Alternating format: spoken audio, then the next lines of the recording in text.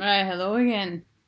Yeah, I still have the pillow on my back that you saw before because I'm still recovering, unfortunately, but I feel so much better. Alright, so this video is for the problems that he posted for. It says homework 3 problems. I'm not sure why it says 3. I was like, it's not homework definitely, but why does it say homework 3? Because third set posted. That makes sense. I'm just gonna go over the problems. I haven't read them, so I'm just gonna wing it. But I've seen this cycles many times before.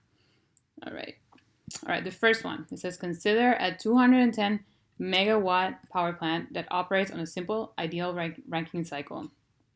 The problem that I'm reading, I cannot share my screen because I don't know how to do that. Is the one that's homework 3 problems that Dr. Michaelides posted on Canvas on 4/8/2020.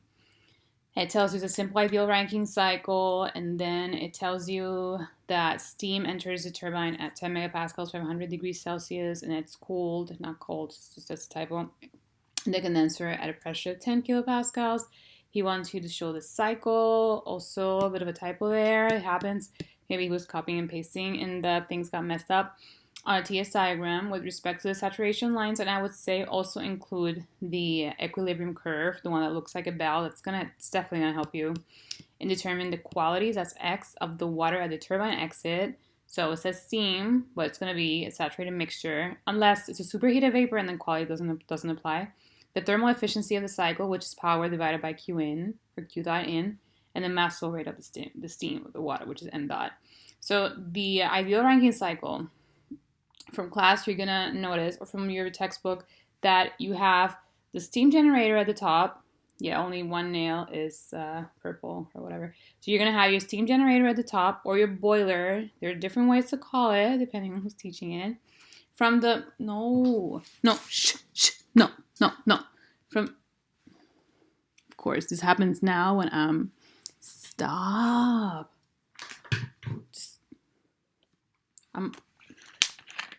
It's a cat. I have 3 cats. I'm gonna get another one. I'm crazy. All right, and then after that, the water, after it heats up, it goes into the turbine, and then after the turbine, it goes into the condenser, which is a section of a heat exchanger. In reality, it's a heat exchanger, but we analyzed it as a section of a heat exchanger. And then it goes into the pump and then back into your boiler or your steam generator. So that's the first thing that you should do is draw it. It helps, right? We draw it and we're like, we have an idea of the order of it and, where we have to analyze each open system which open system we should analyze for what it's asking for. When it says 210 megawatts, you should ask him how to do this because the problem, you can solve this as just W dot of the turbine. That's it. But you could also do it as W dot of the turbine minus W dot of the pump, or the power of the pump requires. The power that the pump requires is very small in comparison. So sometimes we just say it's negligible and the problem gives you almost exactly the same.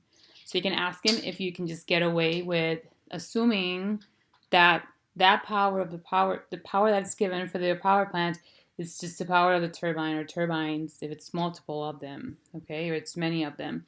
Now, if you have time, which I don't know if you do, because, the situation is so weird, I would say practice it doing it both ways, and you'll realize that. I'm sorry if I have bread somewhere. I can't see myself right now. Oh, I'm right there. Never mind. So you can solve it both ways and realize that you get the same. And again, ask him if it's fine. The thing is, it's not that much longer if we add the power of the pump, but sometimes we don't have enough information and it's just helpful. Don't touch your face like I'm doing. I wash my hands. So it's helpful to just have it be the power of the turbine, because then if you're doing 1 before the pump and then 2, 3, 4, then it would just be H3 minus H4 multiplied by M dot. And that's it. And it just helps, okay? Now, the rest of the information that's given, it tells you that you have 10 megapascals. That's the pressure, the inlet of the turbine. The pressure, like he said there, actually he tells you simple ideal Rankine cycle. The pressure at the top for the steam generator or the boiler is constant. So you have like a high pressure there and a low pressure for the condenser. So P2, P3 is the same value. P1, P4, same value, the low one. So that pressure that's given there, 10 megapascals, is P2 and P3. Again, this is assuming that one is entering the pump, which is what we do. And then it tells you that the condenser, it's the pressure at 10 kilopascals. That will be P1 and P4 at the bottom. P high, P low, okay? Now, you want to find the quality of the steam of the turbine exit. So the quality of the steam of the turbine exit, for that you will need two properties of the exit of the turbine. So we'll figure out how to do that. Thermal efficiency of the cycle, power of the turbine divided by Q dot in. Or if, we are doing power of the whole thing, assuming that the power of the pump is not negligible, then you just have, power of the turbine minus power of the pump divided by Q dot in. And for that thermal efficiency of the cycle, you could do just power that's given over there divided by divided by Q dot in, but Q dot in is a function of m dot and we don't know that one. So for that, again, for part A, we need two properties at the exit of the turbine. Let me go in order. So in order for us to do that, we know the pressure already, right? We know that the pressure is 10 kilopascals. And because it's an ideal Rankine cycle, S, or entropy at the inlet of the turbine, will be equal to S at the exit of the turbine. How do we find S at the inlet? We find S at the inlet with 10 megapascals and 500 degrees Celsius. That will be superheated vapor. With that, you find S at the inlet of the turbine, and then you say, because it's an ideal Rankine cycle, then S2 and S3 are the same. That means that I have at the exit of the turbine, I have 10 kilopascals. I go to my table A5. I go with my S4, which is S3, and I determine what I have. If it's in between SF and SG, then I have a mixture. Because I have a mixture, then I can find the quality as S minus SF divided by SG minus SF. For the thermal efficiency of the cycle, it will be delta H of the turbine, high minus low. So H3 minus H4, and then minus, if we're going to include the pump, right? The specific work of the pump, which is supposed to be H2 minus H1. But, okay, there's another way to find that, which is something that I sent to you guys, and he probably told you this. It's V delta P. So it will be, this is why it's easier to just assume, well, the power of the pump is so small, we don't include it. But if you have to include it, the power of the pump is m dot H2 minus H1, which is also m dot V1 P2 minus P1. Why do I know this without looking at anything? Not because I'm very smart, because I'm actually getting slower with age. But it's because I've seen this so many times. That's why I remember it. So don't feel bad if you always have to keep looking this stuff up, because I had to look it up for a few years, okay? But that delta H of the pump is also V delta P. That V1 will be VF, all right? We assume saturated liquid at the inlet of the pump. VF at the pressure at 1, which is also the pressure of 4. V1 at 10 kilopascals. VF at 10 kilopascals. And then delta P, high minus low. What is high? 10 megapascals, which is 10,000 kilopascals minus 10. And that is a specific work of the pump, which is supposed to be in the numerator, right, of the thermal efficiency. If we're doing all of this in specific terms, kilojoules per kilograms, because we don't have m dot. And then Qn in the denominator will be H at the top, high minus low. So it will be 3 minus 2, H3 minus H2. How do we find H3? We have 10 megapascals and 500 degrees Celsius. So we go to table A6 because it's superheated vapor. We find H. How do we find H2? Well, we have to use the pump information anyway. So H2 minus H1, like we said, is V1 P2 minus P1. So H2 is H1 plus V1 P2 minus P1, right? We said that 1 is saturated liquid, okay? So the same way that we found H1 as HF, we found V1 as VF, I apologize. We can find H1 as HF at the low pressure, okay? I know I'm not writing this stuff down, so hopefully it makes sense, okay? Hopefully Michaelides doesn't get mad that I'm posting. He won't get mad. And then that's how we find V1 and H1, okay, as F, all right? And then we can solve for H2. Otherwise, it's, how do we solve for H2?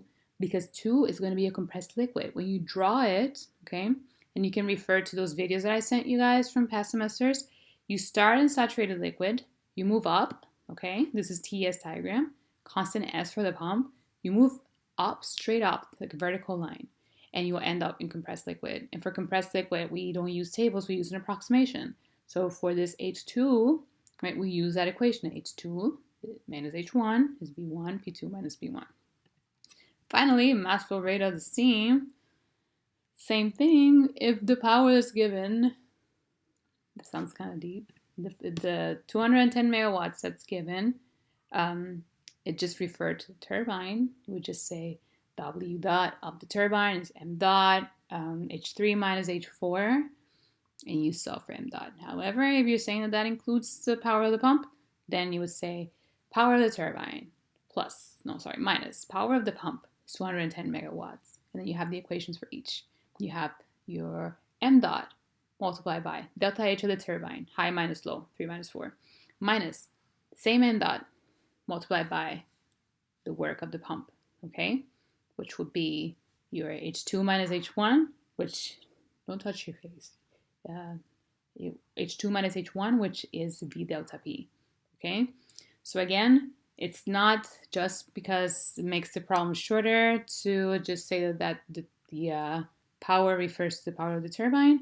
It is because sometimes getting the two other values, it takes long, especially, when I'm biased, because in reality, these plants have multiple turbines and multiple pumps. And then if you can just ignore the pumps, for this term of power, then just simplifies the problem a lot, since we're making so many assumptions already. And the final result will be very similar. It's not that the pump is not doing anything, it's just that the substance is very different. The substance that's going into the pump is liquid. The substance that's going into the turbine is going to be a gas, all right? Or a mixture of liquid and gas. So the values are just much higher there. When you go onto the Brayton cycle later, then you'll see that you're going to have a compressor and a turbine, very similar, compressor, heat exchanger, turbine, heat exchanger, but you have gas on both sides. So now the power that the compressor requires is very high, okay? So that problem, 1019, isn't that bad, and I think you guys can handle that. Now, when you move on, all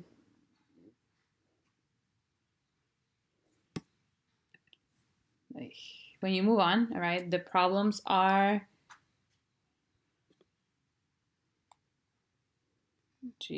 some people. Okay, so when you move on, the next one, the 1025, has isentropic efficiency, which means that S is not constant anymore, moving on from 3 to 4, all right? And you guys know how to deal with isentropic efficiency. So now we have an extra step, went from 3 to 4. If I say that S is constant, then I'll move on from 3 to state 4S. And then from 4S to 4, I have to use isentropic efficiency. For the other two problems, I might record something later, but I might not have time.